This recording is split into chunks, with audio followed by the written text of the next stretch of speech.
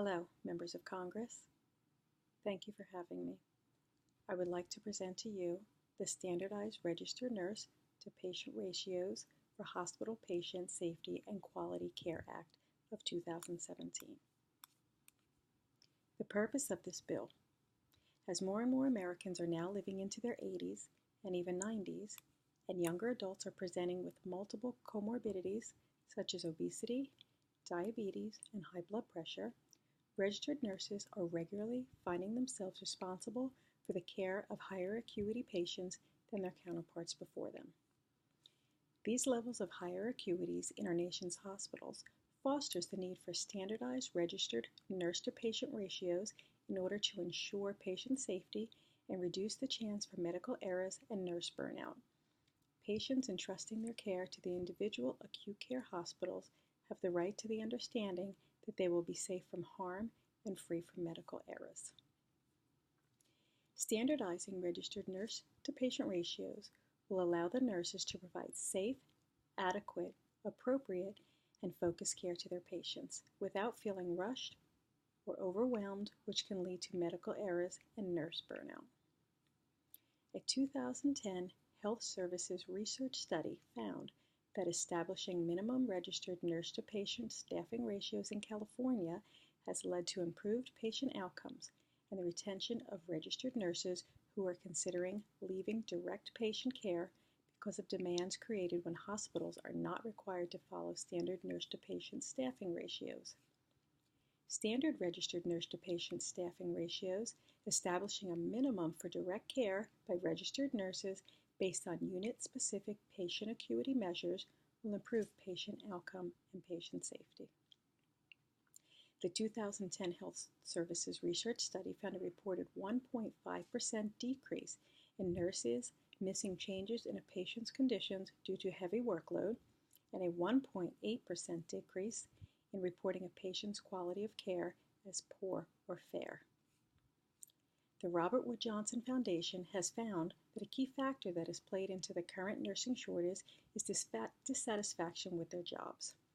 High nurse-to-patient ratios and nursing turnover are just two factors that have led to nursing dissatisfaction. Graduating nurses are becoming more and more reluctant to apply for a position within an acute care hospital. This bill would apply to all acute care hospitals throughout the United States, and the ratios would be set for all licensed registered nurses. Licensed professional nurses, licensed vocational nurses, certified and non-certified nurses' aides, and patient care technicians would not qualify towards meeting the nurse-to-patient staffing ratio. A hospital shall implement proper registered nurse-to-patient ratios that will provide adequate staffing in order to provide appropriate patient safety and reduce nursing turnover in accordance with the requirements of this bill. These requirements are listed in subsection C, shall take effect as soon as possible, but not later than 2 years after the date of enactment. The minimum registered nurse-to-patient ratios are as follows. A licensed registered nurse providing direct patient care in acute care hospital setting may be assigned to the maximum number of patients in the unit where they are assigned during their shift. Those units are as follows. 1 nurse to 1 patient in trauma emergency rooms. 1 nurse to 1 patient in operating rooms, along with 1 additional person to be assigned as a scrub assistant.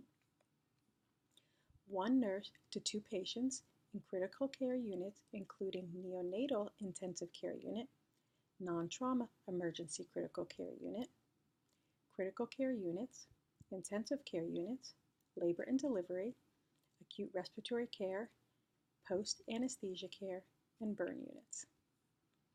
1 nurse to 3 patients in non-trauma, non-critical care emergency units, pediatric units, step-down units, and telemetry units. 1 nurse to 4 patients in medical surgical units, acute care psychiatric units, and other specialty units not mentioned within.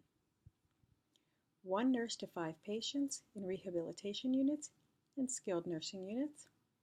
And finally, 1 nurse to 6 patients in postpartum units and well baby nursery units. How do we address the funding? Funding for increased staffing numbers will fall on the individual acute care hospitals, but lower registered nurse-to-patient ratios should allow for a decrease in ancillary staff on any given shift. Given that recruiting and training one new nurse on a medical surgical floor will cost the employer an average of 100% of a nurse's annual salary, since decreased registered nurse-to-patient ratios are anticipated to cut down on large nurse turnover, the hospitals will see a savings in their training budgets that will help to balance out the increased nursing. The Nurse Workforce Initiative. Standardized registered nurse-to-patient ratios will help to retain experienced nurses who are getting out of the acute care field due to job dissatisfaction and burnout and concerns for patient safety and the implications to their nursing license. Standardized registered nurse-to-patient ratios will help to attract new nursing graduates into the acute care field. The development of federal and state scholarship programs for nursing degrees will help to attract college students into the nursing profession. The development of nurse retention grants and student loan forgiveness programs will help retain existing nurses in the nursing field. In conclusion, studies on the state of California's state-mandated registered nurse-to-patient ratio minimums have shown that there's a decrease in patient safety occurrences, a decrease in medical errors, an increase in nursing job satisfaction, a decrease in nursing turnover, and an overall increase in the quality of care of a patient and the patient outcomes. The U.S. population is going to continue to age. In 2000, there were 34+ million people aged 65 and over living in the United States. By the year 2015, there was a 38% increase in Americans over the age of 65 to more than 47+ million people living in the United States. With older age comes higher acuity due to a patient's comorbid conditions, and today's acute care hospitals need to take this higher acuity into account in order to ensure the best quality of care that every U.S. citizen is entitled to. Let me leave you with my personal story. I and one additional registered nurse has been called in to open a telemetry overflow unit due to high volume admissions in the emergency room. We were sent a total of 12 admissions from the emergency room in 30 minutes without any report from the emergency room and without any idea why the patients were being admitted. The patients were coming so fast that we didn't have time to look up their information in the computer. Our priority was to get them into their rooms, perform a quick patient assessment, connect them to telemetry, and make them comfortable. Once all 12 patients had arrived, we were able to start our individual full assessments. We each had 6 patients. Because there were 2 nurses and only 12 patients, nursing supervision felt that we did not need a nursing assistant on the floor.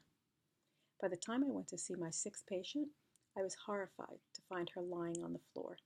She tried to get up to go to the bathroom and didn't want to use the call bell for assistance because she said I looked really busy.